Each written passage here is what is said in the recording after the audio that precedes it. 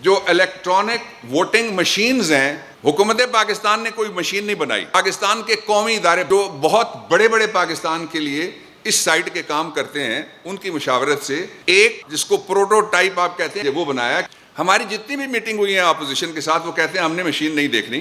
ہم ہر جگہ مشین ہر کمیٹی کو دکھانے کے لیے تیار ہیں، اور اس کے لیے سائنس منسٹری ساری جگہ روڈ شوز بھی کر رہی ہے. ایک بات میں اپوزیشن کو کلیئر کرنا چاہتا ہوں کہ ہماری اکثریت ہے، ایک ووٹ کی اکثریت سے قانون پاس ہوتا ہے. انشاءاللہ العزیز اگلے الیکشن 2023 کے اس میں الیکٹرانک ووٹنگ مشین استعمال ہوگی، اور اس کے ساتھ ساتھ یہ ووٹ خریدنا اور اس کی ایفیکیسی، یہ اس رپورٹ میں بھی کہا گیا، سپریم کورٹ کی 2018 کی ججمنٹ میں بھی ہے، وہ دیکھنا الیکشن کمیشن آف پاکستان کی ذمہ داری ہے. اور ہم پورا تعاون کریں گے الیکشن کمیشن آف پاکستان سے. گورنمنٹ اپنے سارے وسائل لگا کے ایک دفعہ فیئر الیکشن کرانا چاہتی ہے، تاکہ پاکستان میں انتخابات میں دھاندلی کے شور کو ختم کیا جا سکے.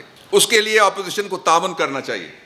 اپوزیشن کی دونوں بڑی پارٹیوں کو اس بات پہ اعتراض ہے کہ بیرون ملک مقیم پاکستانیوں کو رائٹ آف ووٹ نہیں دیا جانا چاہیے. کسی نے یہ کہا کہ ان کو سیاست کا پتہ نہیں ہے، اور کسی نے یہ کہا کہ وہ بہت دور رہتے ہیں. یہ توہین عدالت ہے ایسا کہنا.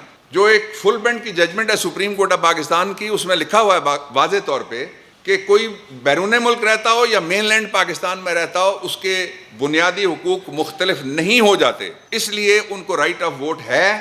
جو عمران خان نے اپنے الیکشن کے مینیفیسٹو میں کہا تھا، اس پہ ہم عمل درآمد کریں گے. 2021 میں جو قانون سازی کا عمل ہے وہ ہم پورا کریں گے، خواہ ہمیں سینٹ اور خواہ ہمیں جوائنٹ سیشن میں جانا پڑے. دونوں جگہ انشاءاللہ العزیز قانون سازی کا عمل ہم پورا کریں گے.